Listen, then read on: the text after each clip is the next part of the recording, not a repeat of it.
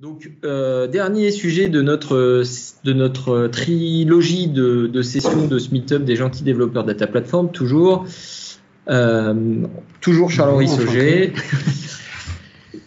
Du coup, Mathieu Roy, je suis aussi consultant Data Platform chez Insiders. Un peu moins d'expérience du coup que Charles-Henri, ça se voit à la barbe d'ailleurs. Et du coup, je travaille principalement sur la stack Azure maintenant, sur la partie data. Je travaille aussi sur SQL Server un peu avant tout ça, mais du coup maintenant principalement Azure.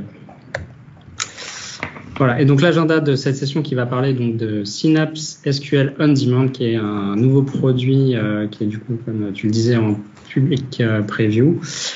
Donc pour l'agenda de cette session, on va d'abord faire un petit point sur l'architecture. Donc là, l'idée de cette session, c'est de vous présenter une solution d'analyse de log. La finalité, ça va être d'avoir une sorte de rapport de monitoring des pipelines ADF. Et du coup, maintenant, vous savez ce que c'est avec les deux sessions précédentes. Donc, comment récupérer les logs que va générer Azure Data Factory et pouvoir les requêter et les intégrer dans un rapport Power BI, c'est ça la finalité. Et donc, on va voir comment on utilise du coup Synapse SQL On Demand pour requêter ces logs en temps réel. Ça va être ça l'intérêt, sans avoir à développer tout un tas de tâches supplémentaires au sein de nos pipelines qui pourraient, par exemple, on le voit notamment dans certains pipelines SSIS ou même dans certains packages SSIS ou même dans certains pipelines Azure Data Factory, des étapes de log dans une base SQL. Le triste moment où on se retrouve avec plus de tâches de log dans notre logique métier que de vrai code. C'est ça, ouais. Exactement. Le fameux package où on a 80% du code, c'est des logs. Au milieu d'une étape de copie. C'est ça. Ça me parle bien. Ouais. Voilà. Donc la grosse partie de cette présentation, ça va être une démonstration. On va vous montrer pas à pas comment on configure tout ça et comment on utilise du coup Synapse SQL On Demand. Et puis, comme c'est un peu l'habitude sur ces trois sessions, vous montrer un peu les pièges à éviter et les points qui pourraient être améliorés sur ce produit, qui, on le rappelle, est toujours en public preview. Tout en répondant à vos questions, on garde l'œil, même si on a perdu Mathieu en monitoreur de questions, mais c'est pas grave. Je ferai un coup d'œil. Donc l'architecture finalement va être assez simple. On va retrouver 4 composants principaux. Donc le premier, ça va bien entendu être Data Factory, qui va être dans notre cas un ELT ou un ETL qui va faire exécuter des pipelines. Et c'est ces pipelines-là qu'on va souhaiter monitorer. Donc là, par exemple, dans les sessions d'avant, on a montré qu'on chargeait par exemple des dimensions et des faits. Donc dans le cadre par exemple d'un batch quotidien. Et donc on va vouloir monitorer le bon fonctionnement de ces pipelines via un rapport Power BI qui est donc la dernière brique de cette architecture. Et entre les deux, du coup, on va retrouver un blob storage, donc un stockage de fichiers. Et l'idée, ça va être de faire venir déposer les logs d'Azure Data Factory, qu'on peut voir d'ailleurs dans l'onglet Monitor de l'interface d'Azure Data Factory. Finalement, ça va être les mêmes logs qu'on va retrouver sous forme de fichiers. Donc, on va retrouver le même niveau d'information, même jusqu'au niveau de l'activité au sein d'un pipeline. Donc, on va pouvoir retrouver les informations de input et output de chaque activité, les informations d'exécution du pipeline, etc. Donc, l'idée, ça va être d'envoyer tout ça dans un blob storage. Et ce blob storage, du coup, ça va être tout l'intérêt d'utiliser la troisième brique de cette architecture. On va pouvoir les requêter avec Synapse On Demand, qui va nous offrir la possibilité de requêter des fichiers, alors des fichiers CSV, des fichiers JSON, des fichiers Parquet. Et donc ça, c'est là où on va trouver notre intérêt, c'est que les logs vont se déverser dans le blob storage, on va pouvoir les requêter et les restituer dans un rapport Power BI. Tu mets Data Factory, mais ça marche avec tous les logs ou c'est juste pour les logs de Data Factory? Alors ça va marcher avec toutes les logs des ressources Azure. Donc on va voir, c'est une option qui est assez générique sur les ressources qu'on va trouver dans un menu sur le portail Azure. Mais du coup ça va marcher sur Analysis Services, donc les modèles Analysis Services.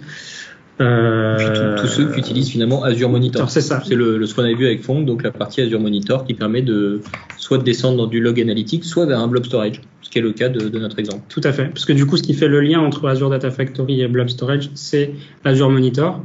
On n'a pas de pipeline qui viennent déverser de pipeline à Data Factory qui viennent déverser les logs dans. On n'a pas créé d'activité custo pour dire tu vas m'écrire dans un fichier. C'était toute l'idée, exactement.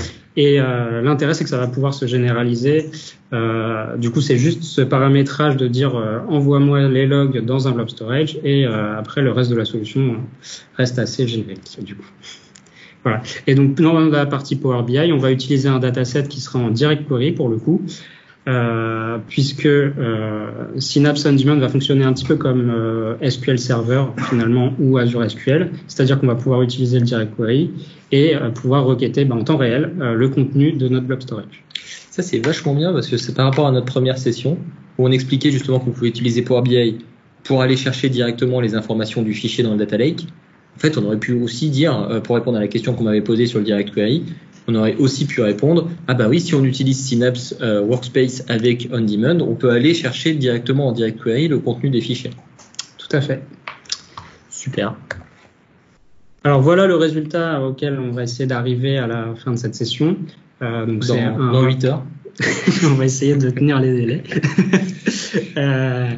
Donc du coup, c'est d'avoir une visibilité sur nos exécutions de pipeline dans Azure Data Factory. Donc là, on voit qu'on faisait tourner toutes les 10 minutes le pipeline qui a présenté Numidia dans la session précédente de chargement d'une dimension type 1.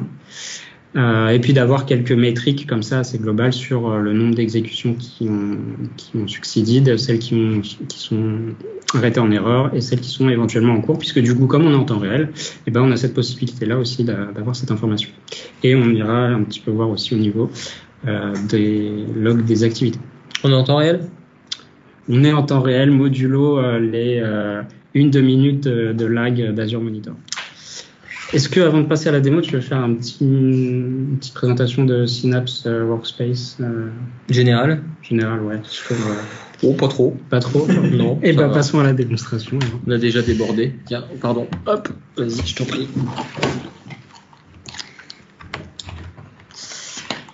Alors. En plus, on va avoir, je pense, un meet-up organisé sur ce sujet précis dans les semaines qui viennent.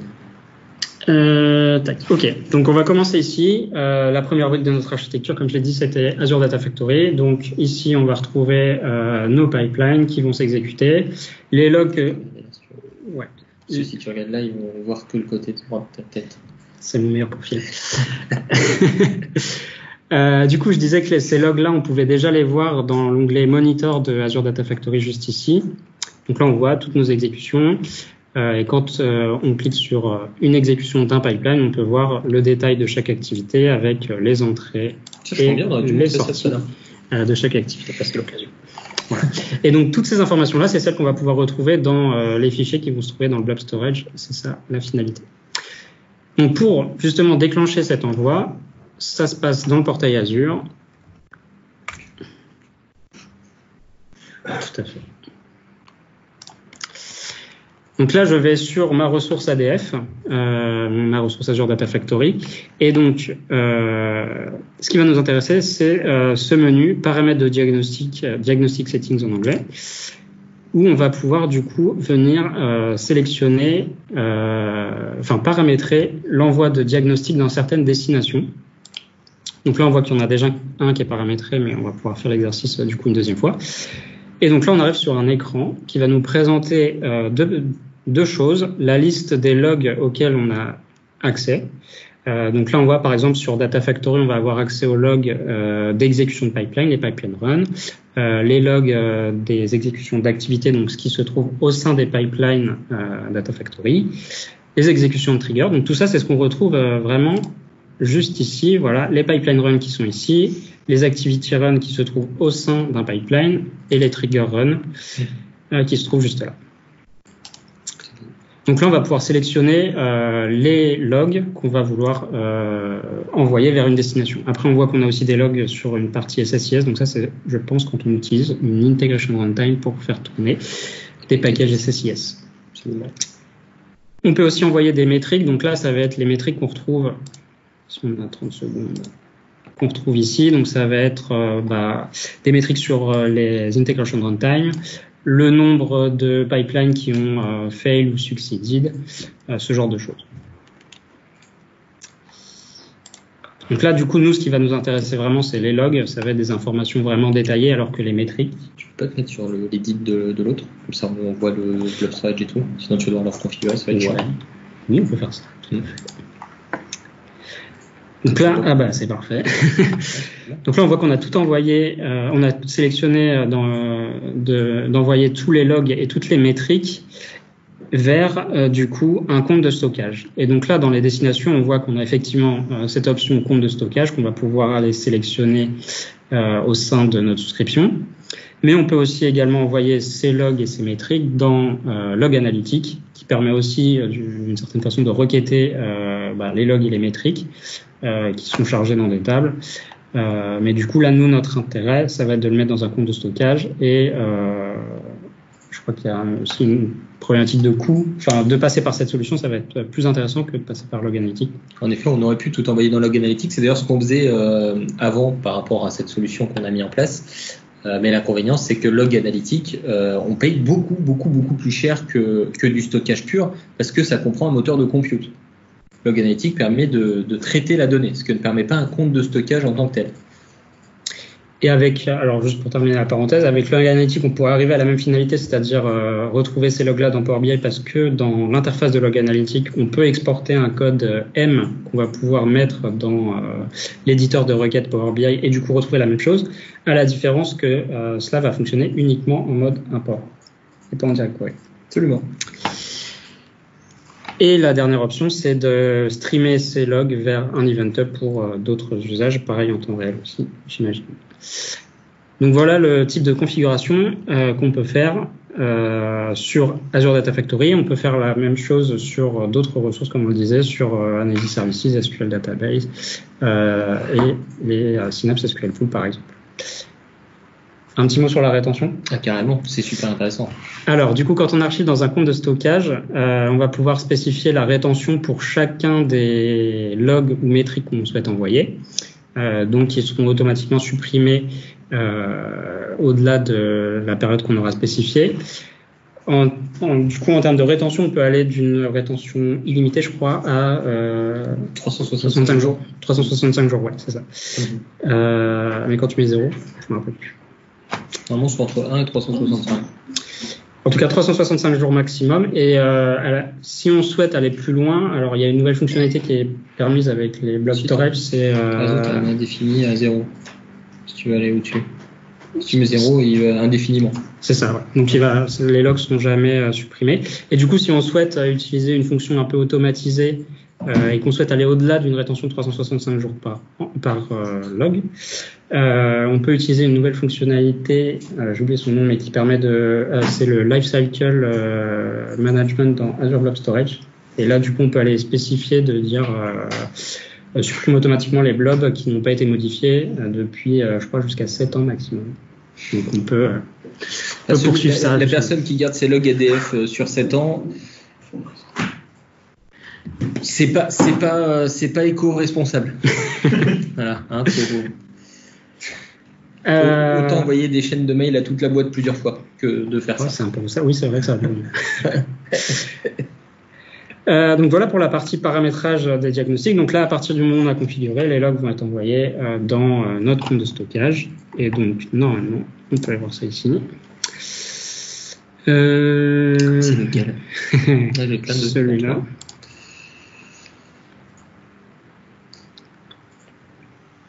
Du premier coup. Bien vu. Donc là, on a choisi, on le voit ici, d'envoyer nos logs dans un compte de stockage qui s'appelle Log4Synapse, qu'on trouve juste là, ici. Et donc, ce qui va se passer, c'est que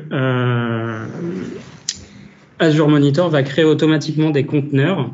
Donc, un conteneur par type de log et un conteneur pour les métriques. Alors, est-ce qu'on va bien le voir ici? Donc là, on voit qu'on a les logs d'Activity Run, de Pipeline Run, de Trigger Run, et pour chacun, on a un conteneur qui a été créé. Pour le coup, tu as choisi d'envoyer les logs SSIS, mais comme on n'utilise pas le conteneur, n'a pas encore été créé. Et pour les métriques, on voit que le conteneur a été créé ici. Et donc ça, c'est un conteneur qui sera commun à toutes les ressources pour lesquelles on envoie les métriques. Voilà. Si on vient regarder dans ce conteneur comment se présente la donnée, on va voir qu'elle sera structurée sous forme d'une hiérarchie par ressource et en fonction de la date. Donc là, si on navigue ici, on va voir qu'on a un regroupement par souscription et puis ensuite par groupe de ressources. Donc là, si tu avais plusieurs souscriptions, tu aurais plusieurs dossiers de souscription. Tout à fait, ouais. Ok. Et si j'envoie plusieurs ressources groupes, du coup, si tu descends d'un niveau, si j'avais eu plusieurs ressources groupes qui mettaient des logs, j'aurais plusieurs dossiers de ressources groupes différents. C'est ça, ouais. Ah, c'est génial. Donc on pourrait imaginer d'avoir un compte de stockage qui centralise les logs de tous les data factory de nos souscriptions, par exemple. Et si on pouvait requêter ça, on pourrait imaginer faire l'analyse de toutes nos data factory cross tout mon système, tout mon SI. Tout à fait. C'est un peu l'objectif de cette session. Ça me fait rêver, moi. Je suis un peu plus taquin en fin de soirée. Je vois ça, ouais. Donc, quand on descend au niveau du resource group, ensuite, on va avoir accès. Donc, on a le rappel de l'information du provider et ensuite, on va avoir le détail de nos différentes Azure Data Factory. En l'occurrence, on a envoyé les logs que d'une seule. Donc, du coup, on la retrouve ici. Ça, c'est le nom de notre Azure Data Factory qu'on va retrouver ici.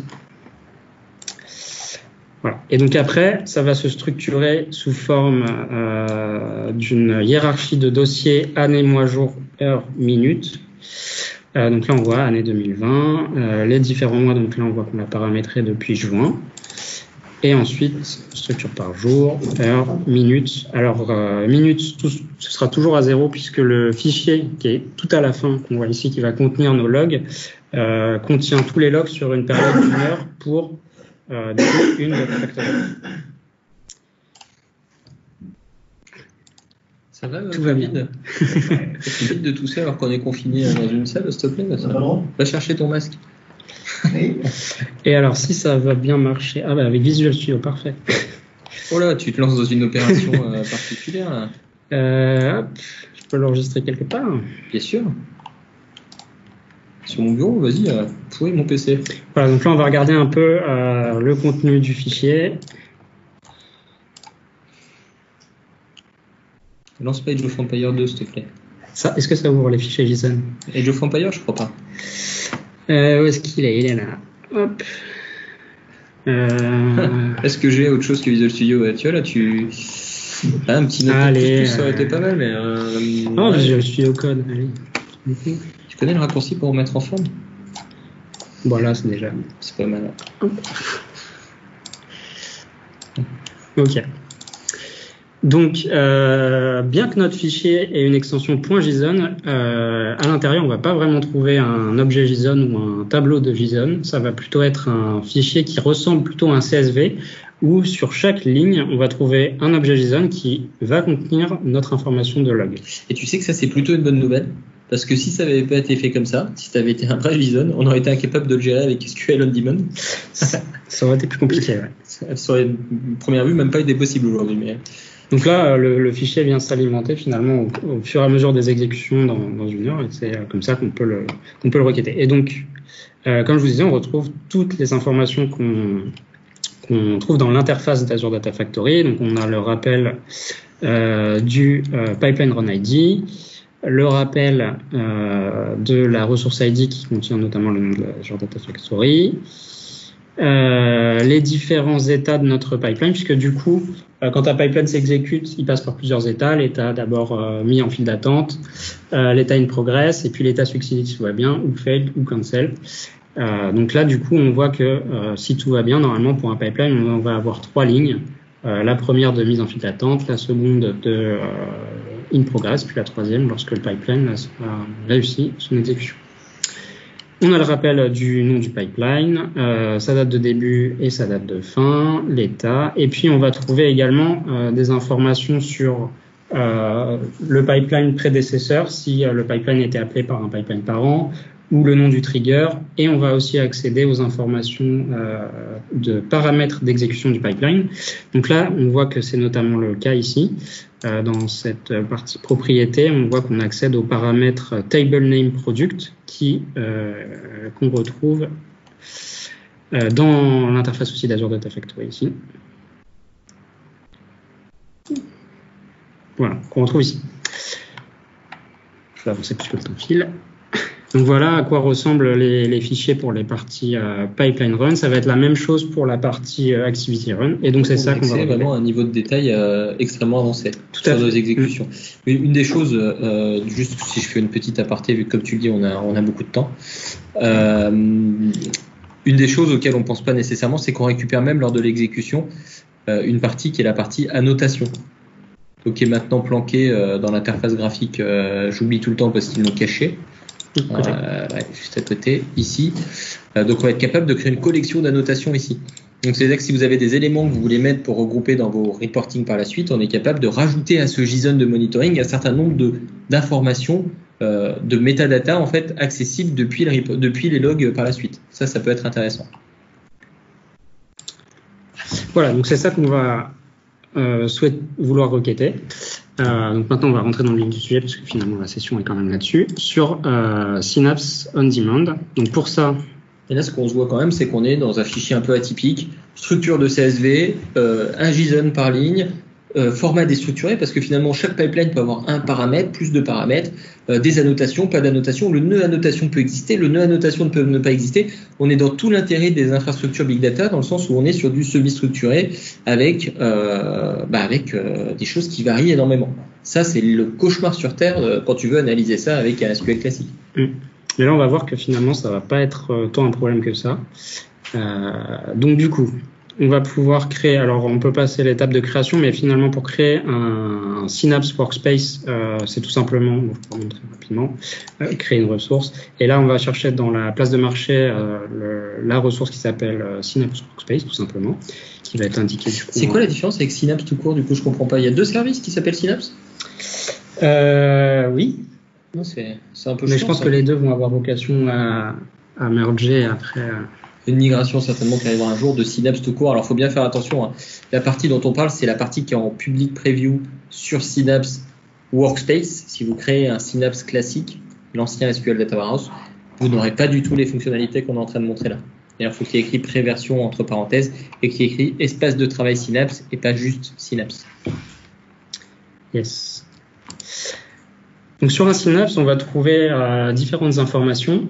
Donc on va pouvoir accéder à du coup ce fameux espace de travail Synapse qui ressemble à ça. Donc c'est une interface qui ressemble un peu à Data Factory et qui va regrouper plusieurs choses. On va pouvoir aller accéder à des bases de données qui vont être de trois types. Le SQL Pool classique qui est finalement le SQL Data Warehouse qui a changé de nom.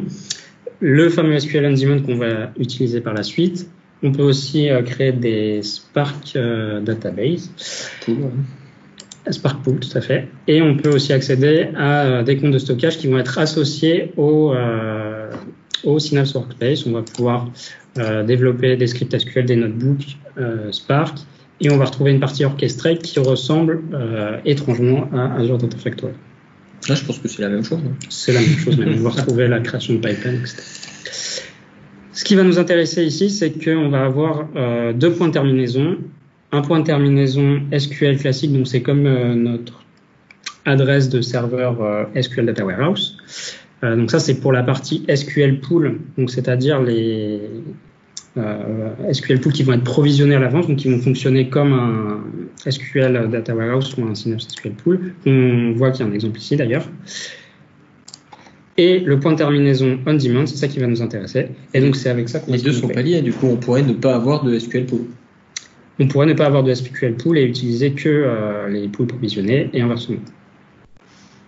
Que les pools On Demand, du coup, que le SQL On Demand. C'est ça. Okay. Et donc après ça, pour s'y connecter, ça revient à se connecter à une base SQL Server. Donc on peut s'y connecter avec SSMS, avec Azure Data Studio, ce qu'on va faire juste ici. Qui est connecté, c'est tout bon. Qui est connecté, c'est parfait. Et donc du coup, on va pouvoir commencer à requêter. Alors là, on utilise, comme tu l'as dit, j'insiste, on utilise Data Studio parce qu'on est dans la hype de la démo. Si vous utilisez SSMS comme nous tous les jours, hein, là on a vraiment lancé Data Studio pour rigoler, ça marche très bien. De la même façon. C'est ça. Et on va retrouver la même présentation qu'un serveur SQL classique, donc avec la liste des différentes bases de données. Donc là, en l'occurrence, nos différents SQL on demand, et après les tables, les vues, ça va fonctionner de la même façon à l'intérieur. À la différence que du coup avec un Synapse SQL on demand, on ne peut requêter que des données qui se trouvent dans des stockages sous forme de fichiers, donc des blob storage ou des Azure Data Lake Store. C'est intéressant parce que j'ai vu que tu le disais dans ta première slide qu'on était sur un blob storage. Pourquoi tu nous as pas mis ça dans un Data Lake Storage? Ça aurait été plus performant, non? Alors ça aurait été plus performant, mais du coup Azure Monitor propose pas cette possibilité-là aujourd'hui. Les logs sont déversés dans un blob storage et pas dans un Azure Data Lake Store. C'est un peu chiant, hein? C'est un peu chiant, et on va voir que du coup il y a peut-être un point qui va être lié à cette contrainte. Hop, alors je vais regarder ici parce que c'est un peu petit. Donc pour requêter sur SQL on demand, on va utiliser une fonction qui s'appelle OpenRecette. Tu veux la présenter? Non. Ok. Donc finalement, elle va agir en fait comme une table, un peu comme une table externe finalement. C'est-à-dire qu'on va pouvoir lui passer le chemin dans lequel se trouvent nos fichiers, avec la particularité qu'on peut utiliser des wildcards pour du coup spécifier que le chemin, que le résultat de cette fonction va bien englober tous nos dossiers souscription avec tous les sous-dossiers ressources groupes, toutes les data factory, etc. Et que bien la finalité c'est bien nos fichiers .json. Il va falloir évidemment qu'on spécifie le format de nos fichiers. Alors là, on voit qu'on a mis CSV parce que du coup, c'est pas vraiment des fichiers JSON, donc c'est plutôt des fichiers CSV. On va voir après qu'on va venir parser le JSON que contient chaque ligne de notre fichier. On vient du coup, puisqu'on est dans le cas d'un fichier CSV, définir les informations des limiteurs, etc. On peut aussi préciser éventuellement les entêtes, enfin les paramètres classiques lorsqu'on manipule des fichiers CSV. Et on vient définir, un peu comme on le ferait avec une table externe, les différentes colonnes qui vont composer notre fichier. Donc là, en l'occurrence, on n'a qu'une, c'est l'objet JSON qui est sur chaque ligne. Le JSON content, le gros JSON en varchar max qui va contenir notre ligne. Et oui, c'est du varchar max, et oui, c'est triste parce qu'en termes de performance, ça a des impacts qui ne sont pas nécessairement des mots dont on va parler plus loin. Par contre, comme on l'a dit, on a une ligne de JSON qui est un format dynamique et sur laquelle on n'a aucune maîtrise. Aujourd'hui, ce que nous génère Azure Monitor, ça peut être un tout petit JSON ou un très gros JSON, on n'en sait rien. Et du coup, ça fonctionne aussi avec les fichiers Parquet, on l'a dit. Donc, c'est d'autres paramètres qu'il faut saisir dans le OpenRecette, mais ça fonctionne de la même façon. Et donc, du coup, on va pouvoir exécuter notre commande. Tu peux peut-être timeout la connexion. Sûrement timeout la connexion si tu cliques dessus. T'as cru que j'avais essayé. C'est pas qu'on va faire tout le cheminement. Ça, vous endormez pas, il commence à être tard, vous êtes toujours vivant. Vous voyez bien les requêtes qui sont affichées à l'écran pendant que Mathieu joue avec la connexion. Je crois qu'on a vraiment perdu tout le monde. Tout le monde est parti manger et a laissé son... Nicolas est toujours là, c'est bon. N'hésite pas, Nicolas, à interagir si tu as des questions ou Sébastien est bien là. Très bien, tout le monde. Donc, ça va vous tenir le coup. Hein, on va essayer de garder le rythme pour que vous soyez, que ce soit pas trop difficile. Ça dérange si on rouvre le notebook parce que j'ai la même chose tout à l'heure. Tu veux que je formate ma machine? Est-ce que ça tourne sur un cluster Databricks, tout ça, parce que 15 minutes de démarrage. Hop là. Donc, Azure Data Studio, c'est hype, mais faut savoir gérer les connexions.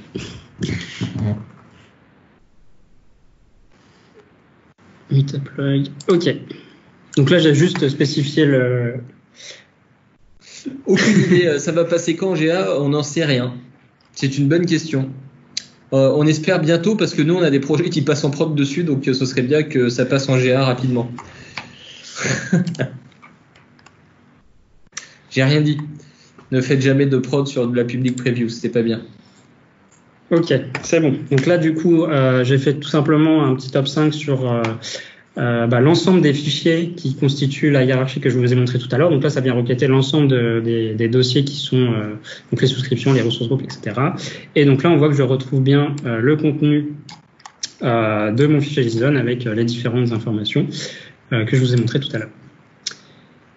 Alors, l'écran qu'on a là, qui est un notebook, c'est pas propre à Synapse. Hein. Tu aurais pu lancer ça sur un SQL classique. C'est ça. C'est juste Azure Data Studio qui nous permet de faire ça. C'est ça. Là, du coup, ça me permet d'avoir toutes les commandes que je vais exécuter là. C'est vachement bien, mais j'avais peur que les personnes qui nous suivent pensent que ça soit lié au SQL on demand.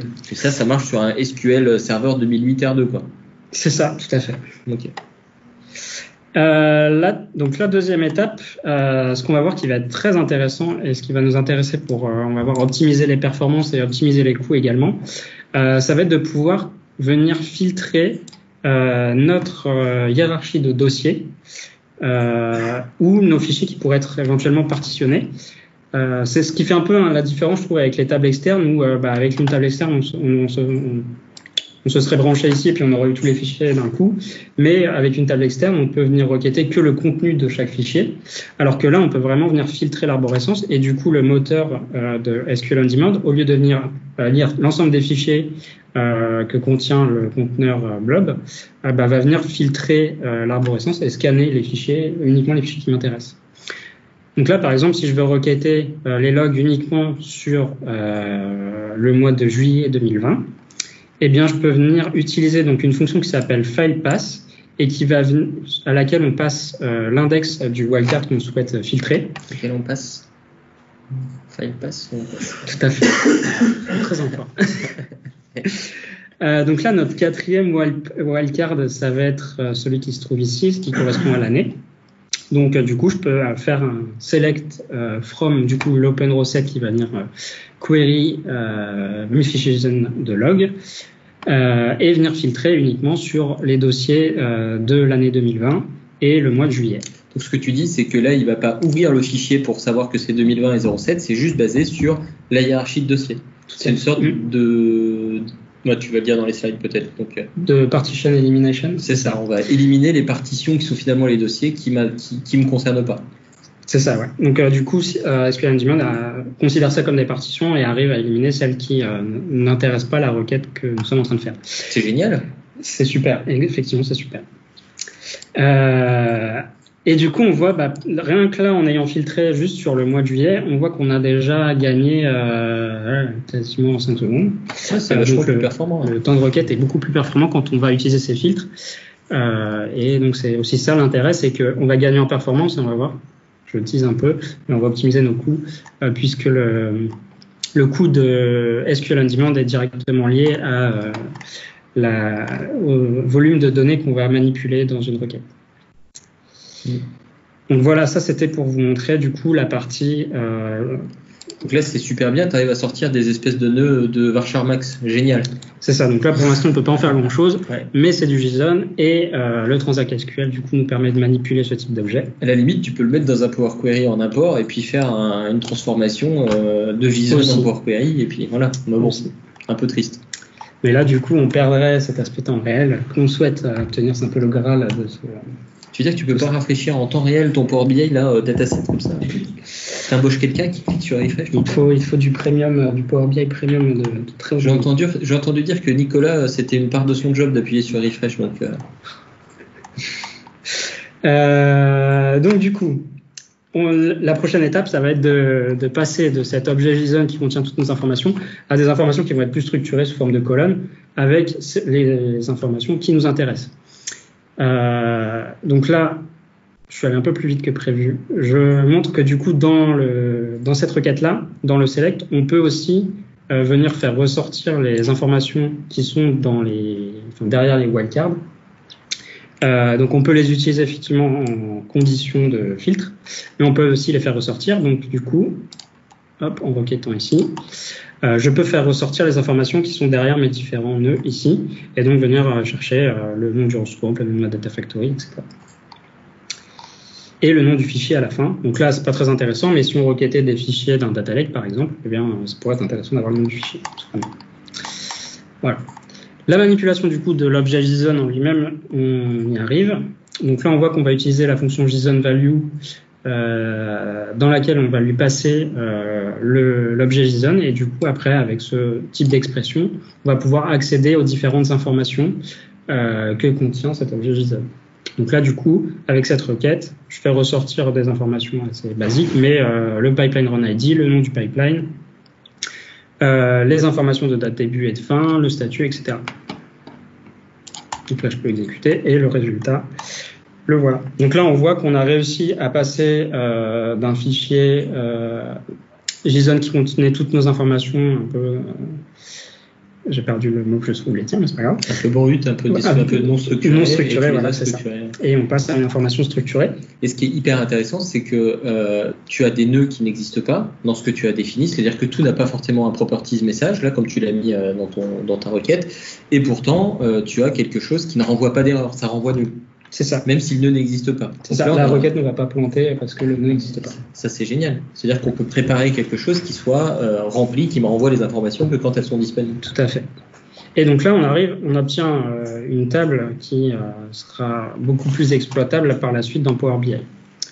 Donc, ce qu'on pourrait faire, c'est venir prendre cette requête, la mettre dans une requête Power BI et sortir tout ça.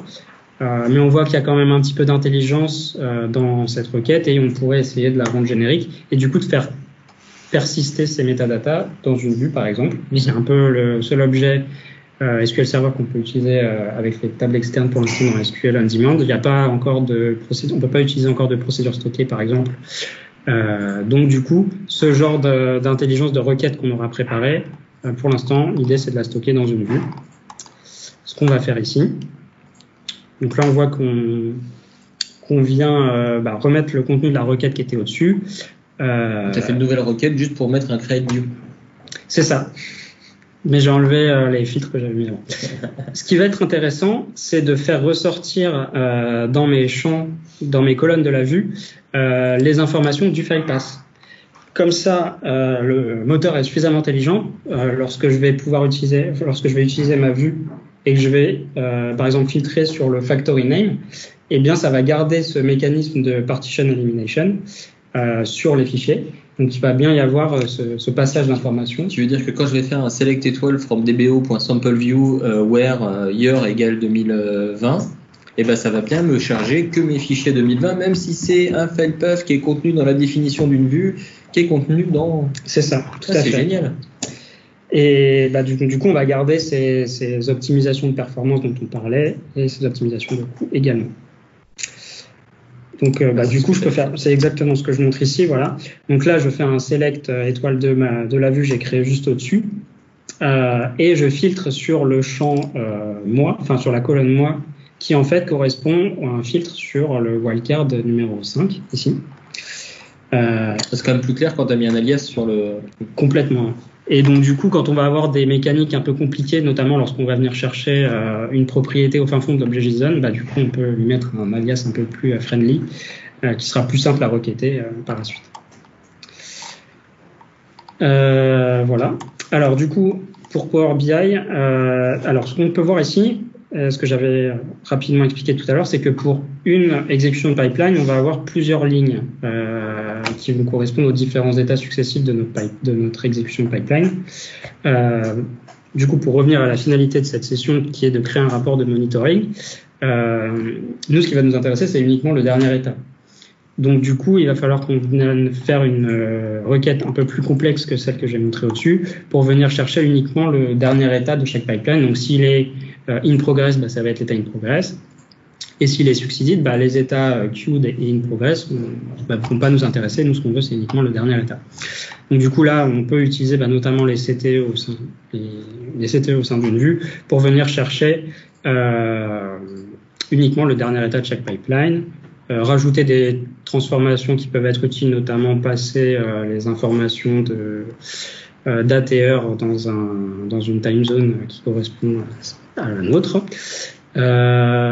Et une transformation que j'ai faite ici, mais qu'on peut aussi faire dans Power BI, je vous montrerai aussi, c'est que du coup, comme on a toutes les informations qui concernent le pipeline run ID, on peut reconstituer l'URL d'un pipeline run ID qu'on peut trouver ici. Pour aller consulter le détail. Et du coup, dans notre rapport Power BI, effectivement, on va pouvoir mettre une petite icône d'URL et venir accéder directement à cette page-là. Directement, si on regarde ce pipeline run ID là dans le rapport, et ça nous amène directement. Éventuellement pour rerun quelque chose qui aurait fail. C'est ça, ou avoir plus d'informations. Magnifique. Voilà, donc là j'ai créé une vue et donc là l'idée ça va être de venir dans Power BI utiliser tout ça. Du coup, pour répondre à la question qui est posée par Sébastien, la vue elle est créée sur le pool on demand et pas sur un serveur physique. En fait, il y a une couche d'abstraction qui est fournie par Microsoft qui permet de créer des objets qui sont purement metadata sur le pool on demand. Donc quand Mathieu va aller sur le portail, en fait, si tu retournes sur ton portail, on voit que sur le workspace Synapse, on a à gauche un pool SQL là, qui est un serveur, un pool Spark qui est un serveur, et on a aussi une partie on-demand. Enfin, on la voit pas du coup dans la partie portail Azure, mais on la verra dans le Synapse Workspace, ici dans la partie data. Donc si je reviens sur l'onglet Workspace, voilà. On voit qu'on a notre SQL pool provisionné classique, et ici on peut du coup venir créer... Tu peux en créer qu'un, je pense, donc ça peut peut-être expliquer le problème. Voilà. Et donc si tu le déplies, ici on voit qu'on a des tables externes, des vues, des schémas, de la sécurité, mais pas de serveur à proprement parler. Ça va être plutôt une enveloppe qui nous permet de stocker des métadatas. Ce qui est intéressant d'ailleurs, c'est que si tu cliques sur le SQL on demand, sur alors pas sur ça, sur le Data Hub Management quelque chose, on a fait le truc. Ouais, t'as raison, je vais faire... faut que je retrouve, vous allez la passer. Je pense que l'écran n'est pas dans le bon sens, non? Hop, ouais, c'est ça. Tac, ici, là on voit du coup que ce fameux serveur, il est de type on-demand, il est de statut online et de taille et de size auto. Et là on a la configuration maximum de notre serveur SQL on-demand. Ça veut dire que ça arrivait pendant la preview. Là ça se passe en offline. Et là vous dites OK, très bien. Well, le statut est offline. Et là, vous êtes sur du SQL on-demand. Donc, vous pouvez pas en provisionner un autre, vous pouvez pas quoi que ce soit parce qu'il n'y a pas vraiment de serveur. Vous pouvez pas l'arrêter ou le redémarrer parce qu'il n'y a pas de serveur. Là, vous attendez que Microsoft relance le service SQL on-demand. C'est un service serverless, mais qui vous permet de stocker des métadatas quand même pour persister des vues, pour éviter d'avoir à réécrire votre code de façon exhaustive tout le temps et puis pour toute la simplicité que ça implique. Donc, du coup, on a notre vue, on va pouvoir l'utiliser dans Power BI.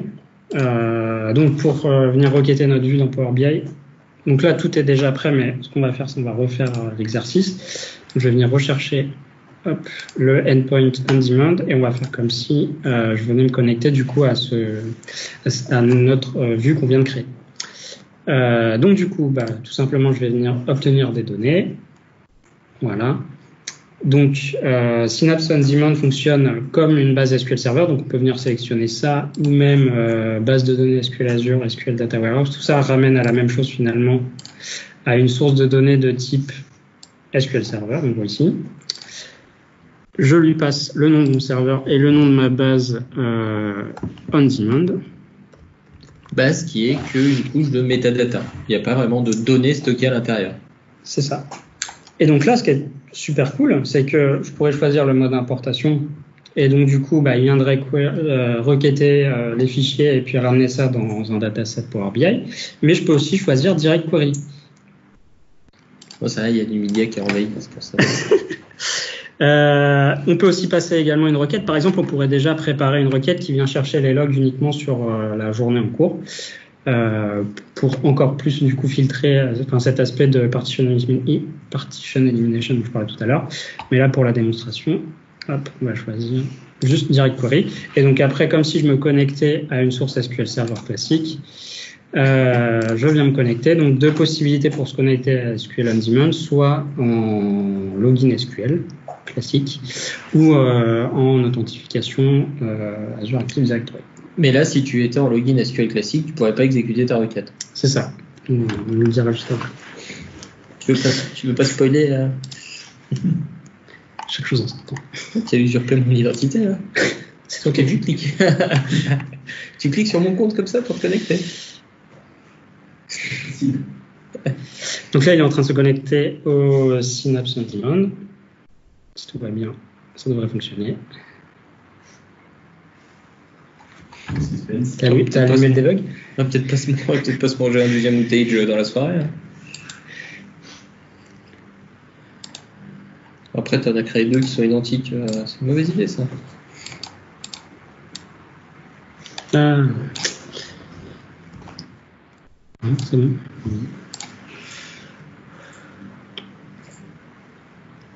Ok.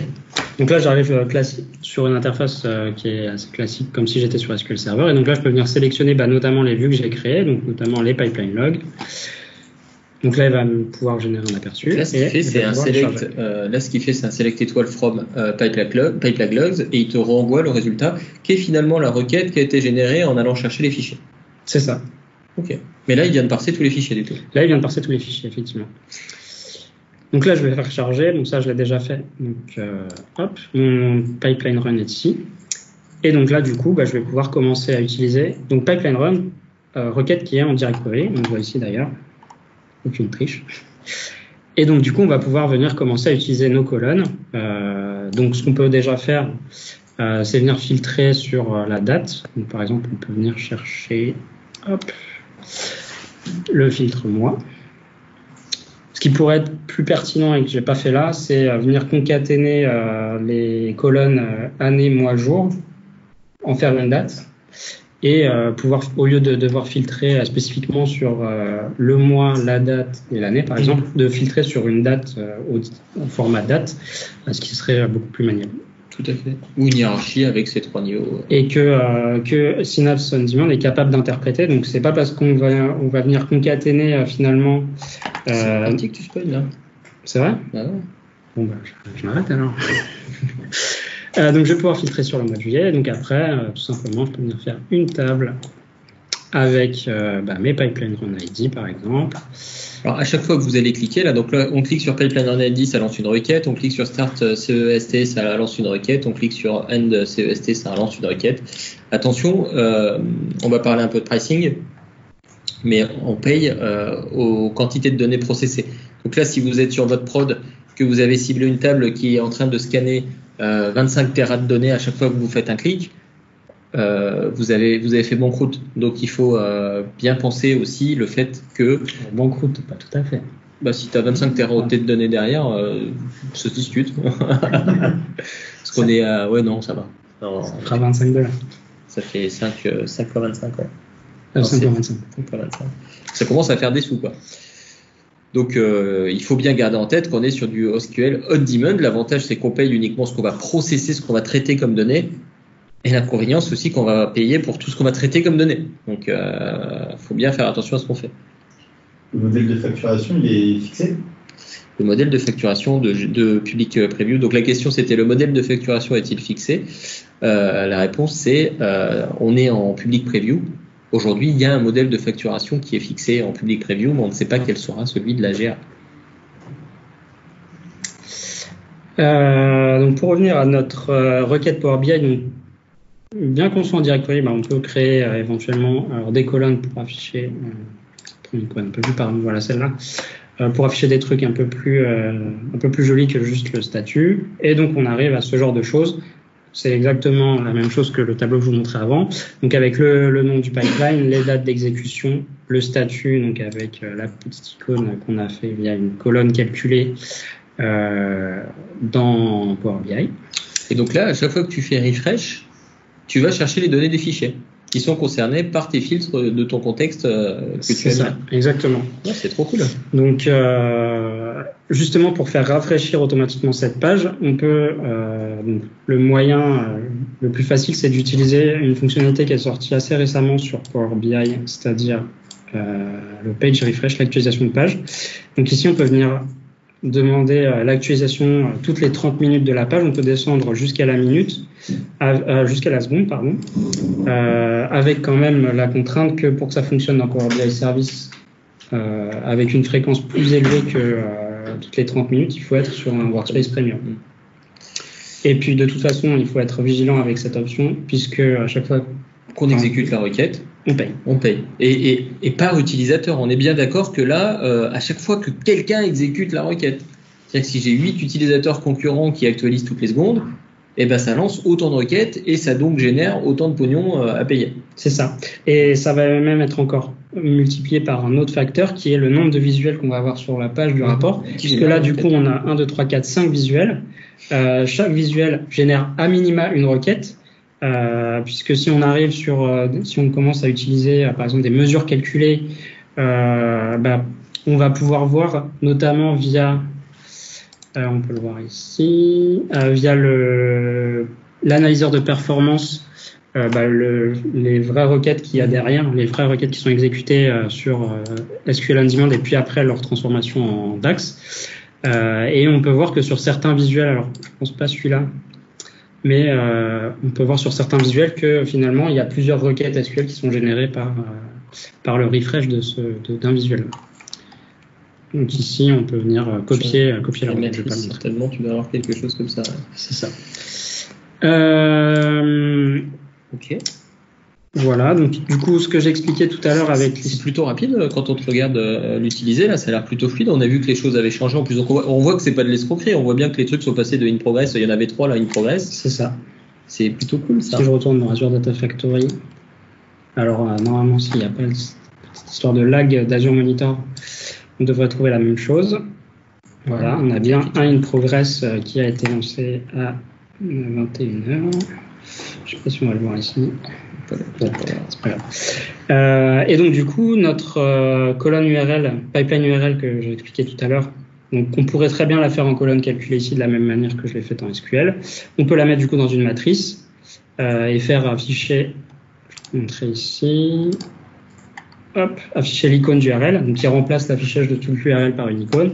Et donc du coup ici, on peut cliquer et ça nous emmène directement sur le pipeline run ID qui est concerné par le pipeline run ID de ce pipeline. C'est un truc du futur. C'est trop bien. C'est un truc de malade. C'est trop bien. C'est un truc de malade.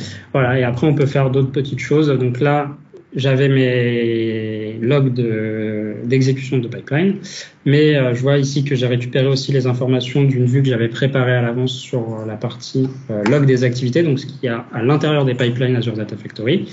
Et donc là, par exemple, on peut passer avec du drill through de mon niveau pipeline à mon niveau activité.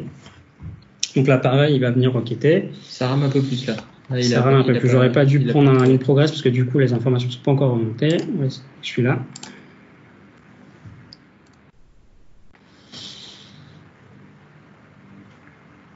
Voilà, donc là j'ai rappelé le pipeline. On voit que quand même quand il y a un peu de volume, un peu de sous-dossier, les temps de traitement sont pas aussi. C'est ça, ouais. Parce que là du coup on est au niveau de log des activités, donc on multiplie les activités par le nombre d'exécutions de pipeline, donc ça fait un peu plus de volume effectivement. Et donc voilà, on peut faire commencer à faire ce genre de rapport. Amazing. Voilà pour la démo. N'hésitez pas si vous avez des questions, on va repartir sur quelques slides et puis quelques slides parce qu'après on va aller c'est ça. Hop là.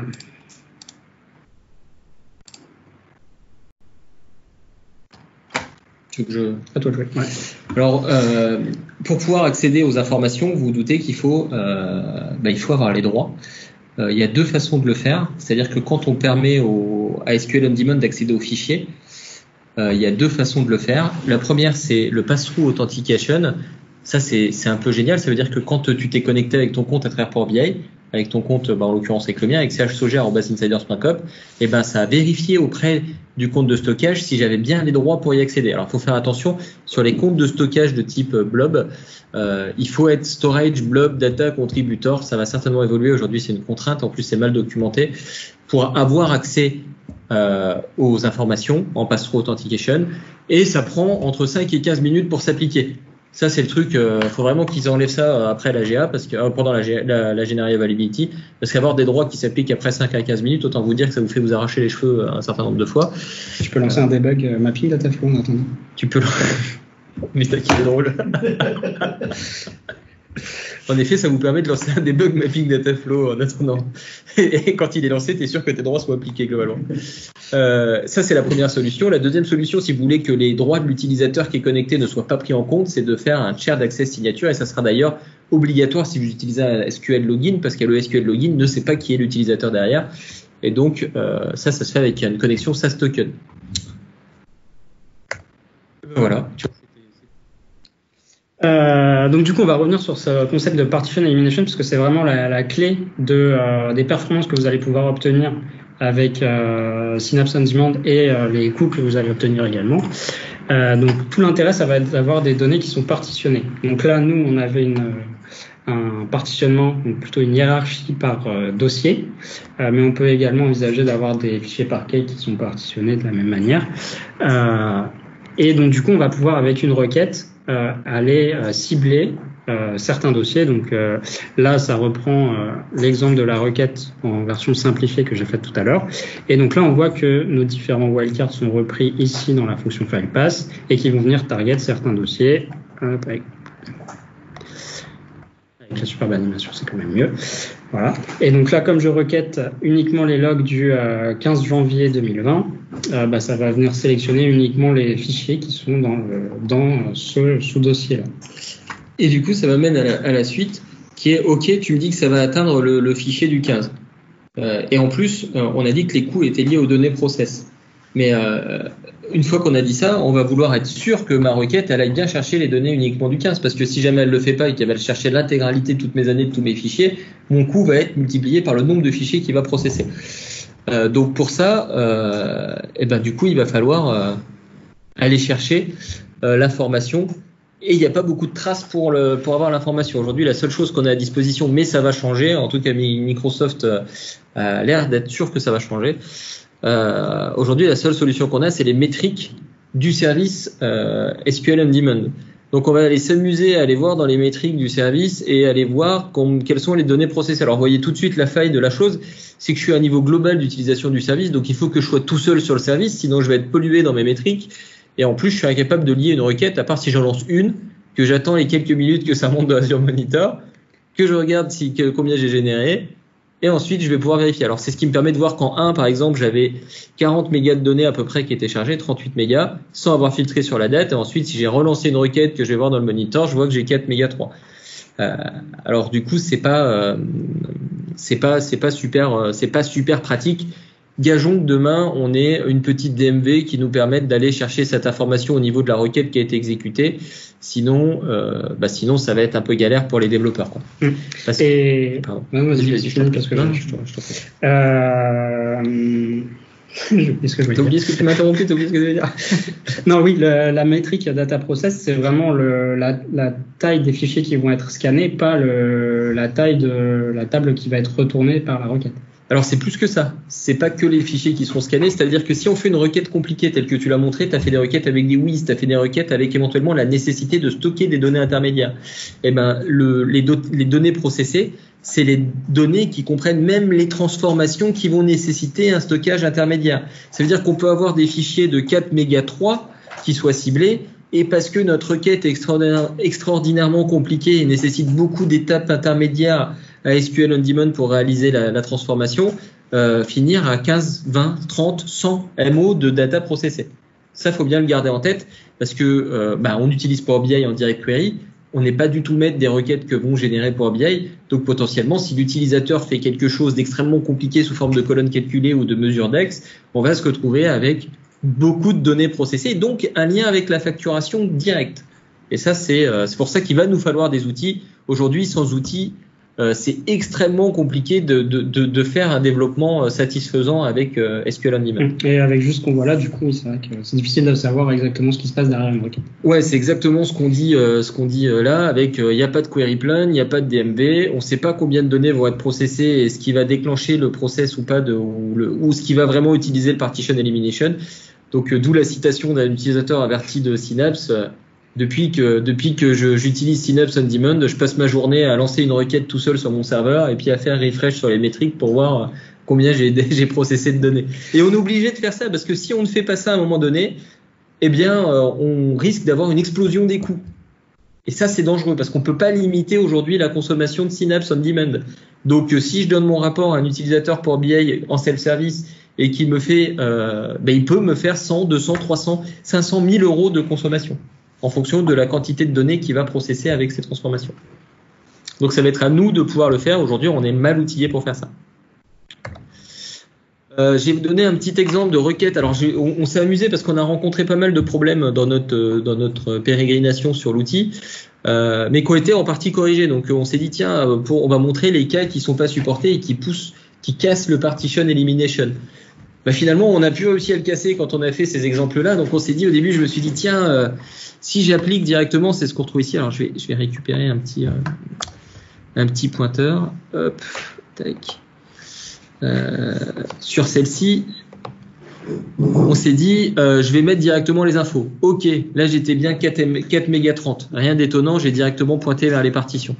Ensuite, je me suis dit, depuis la vue, hop, vérification. Donc, le mode opératoire, c'est je lance ça dans SSMS ou dans Azure Data Studio. J'attends que l'info de trace remonte dans Azure Monitor et je regarde combien de data a été processé. Hop, 4 méga 3. Ok, nickel. Et je me suis dit, bon, ok. Et qu'est-ce qui se passe si je crée une vue dans laquelle je mets la date et je fais une jointure avec un concat de toutes les colonnes et de ma vue?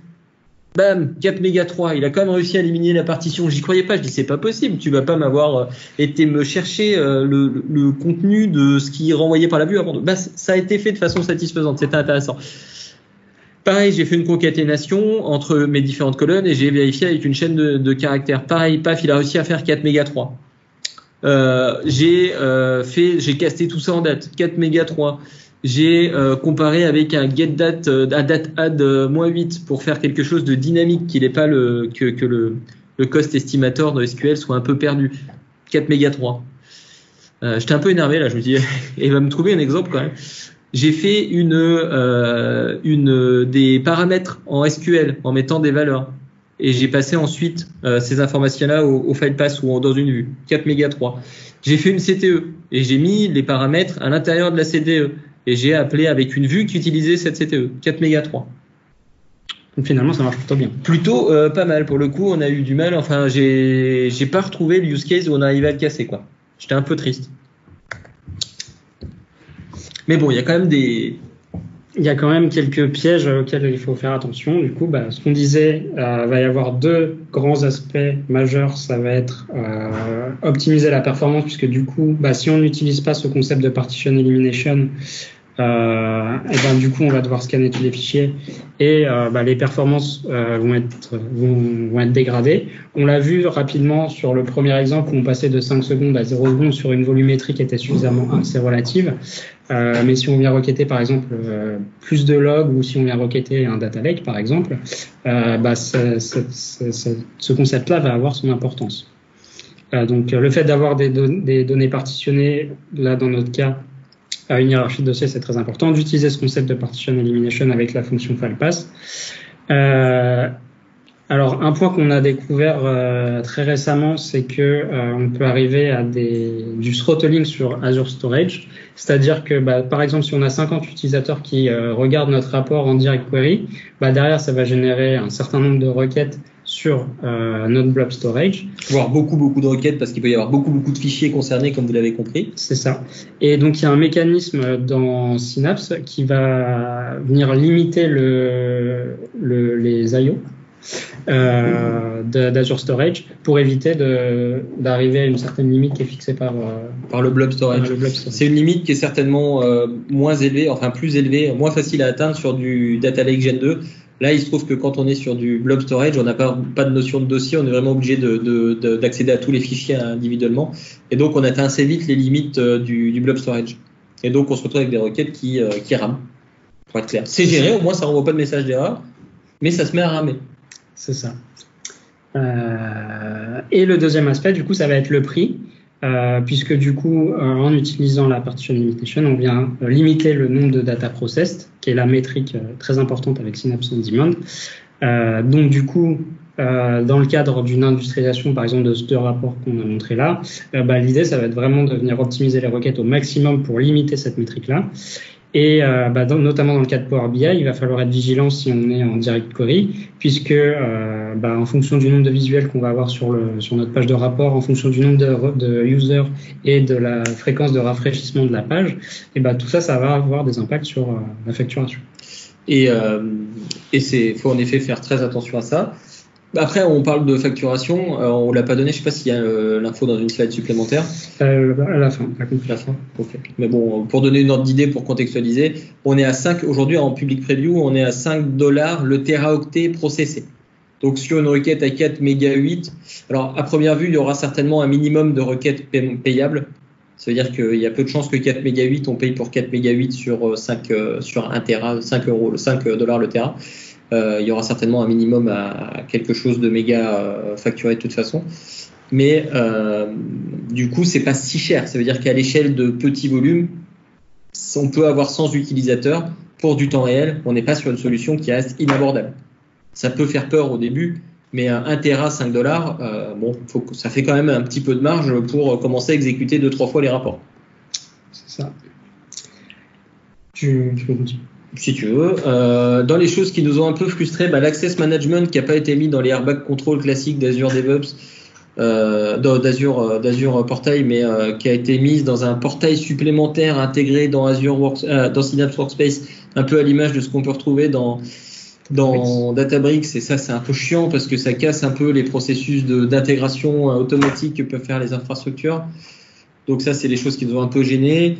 Le fait qu'on ait eu besoin de mettre des Azure Blob Data Contributor pour pouvoir lire les fichiers du Blob Storage, ça nous a un peu aussi cassé les pieds.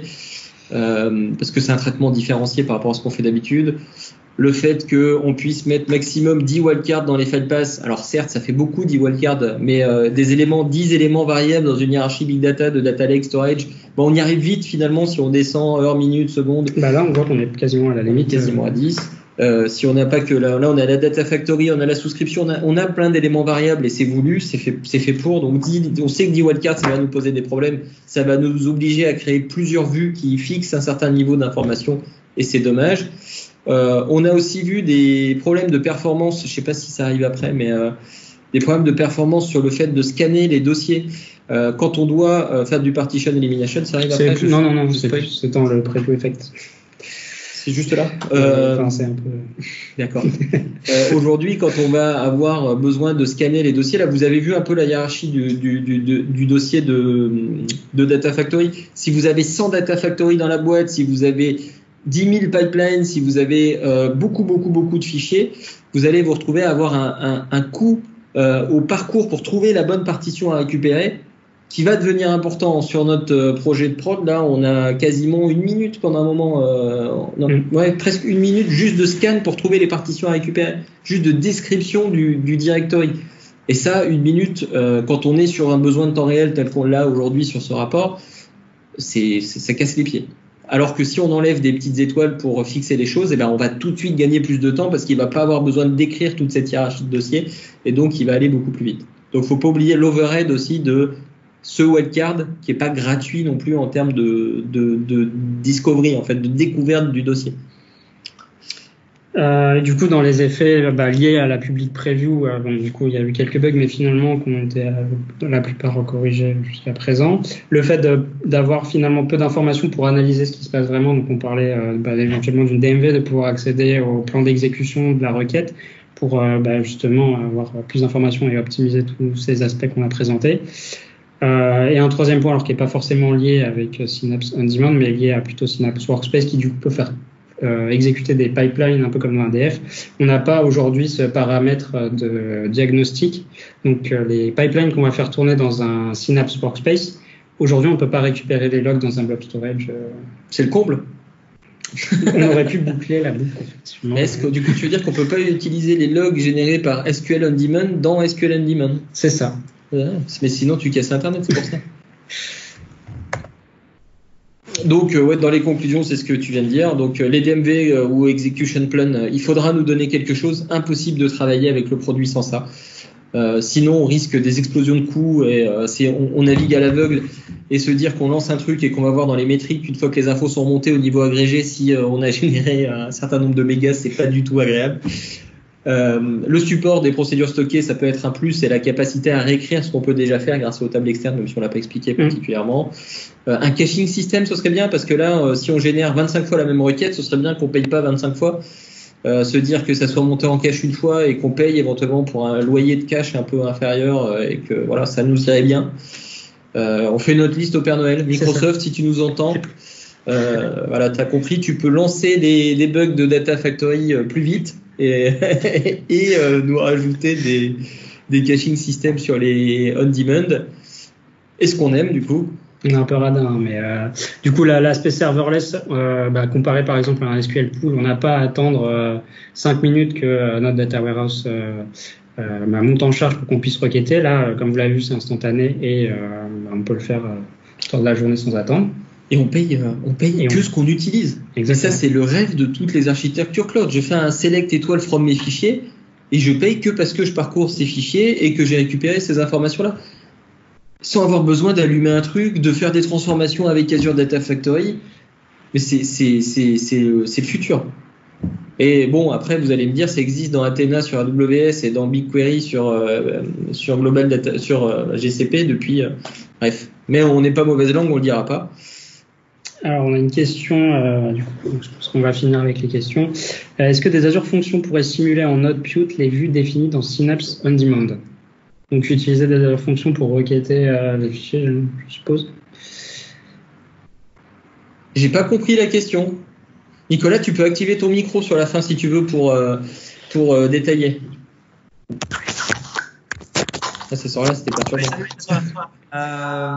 Merci pour la présentation. Voilà, en fait, je me disais, est-ce que on pourrait simuler ce qui a été présenté là avec des Azure Functions qui viennent justement quelque part utiliser le SQL qui est défini dans les vues de Synapse On Demand. Donc, pour pouvoir utiliser, par exemple, si on voulait se passer d'Azure On Demand et utiliser des Azure Functions, est-ce que c'est envisageable?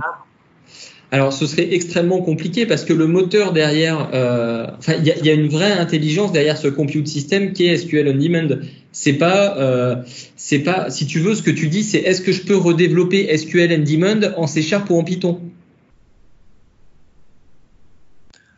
Disons que là, ce serait une fonction, ce serait par exemple du Python qui écrirait un SQL qui compte tel que celui défini dans les vues qu'on a vu tout à l'heure, par exemple. Ah, ça tu peux le faire, mais par contre, tu as besoin d'un SQL On Demand pour exécuter le workload. Parce que ce que ça fait, SQL On Demand, c'est pas juste fournir la couche de metadata des vues.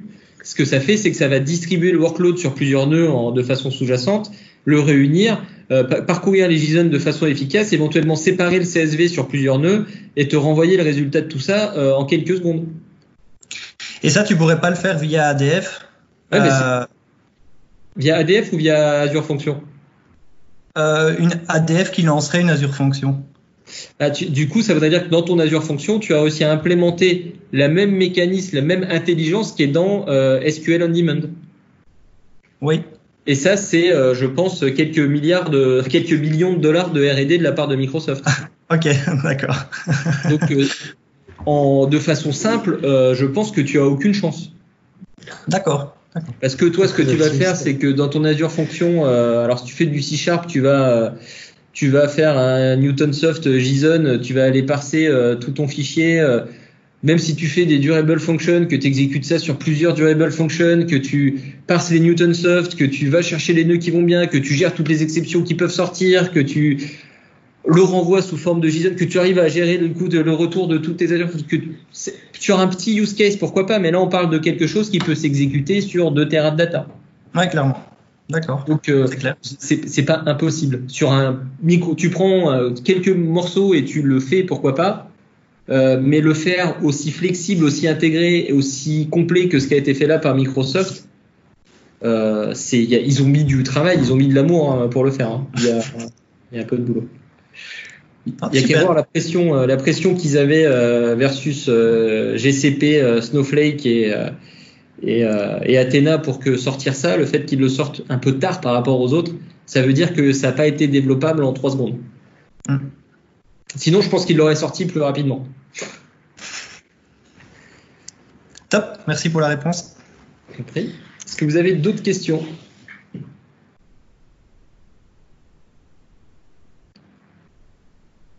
Eh bien, il y a des retours positifs. Eh bien, du coup, avec seulement 38 minutes de retard sur le planning initial, on vous remercie pour votre temps et on vous souhaite une bonne soirée et à bientôt pour des meet-up des gentils développeurs Data Platform. Merci, bonne soirée.